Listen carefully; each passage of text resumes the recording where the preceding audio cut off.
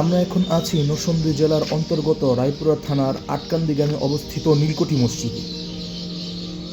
এই মসজিদটি আজ থেকে প্রায় ১৫০ বছর আগে নির্মিত হয়েছে বলে জানা যায়। মসজিদটির নির্মাণে মুঘল আমলের স্থাপত্য নকশার অনুকরণ করা হয়েছে।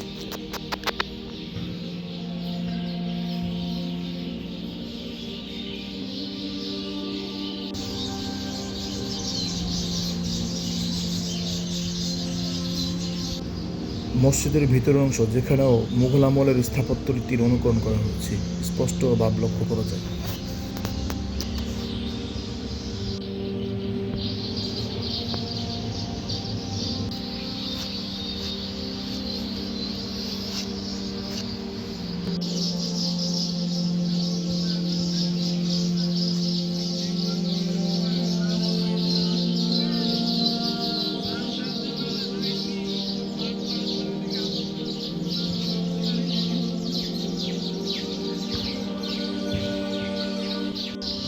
মসজিদটিতে মূলত রয়েছে ৮টি গম্বুজ, যার ভিতর ৩টি মসজিদের মূল অংশে এবং আর ৫টি বাহিরের অংশে।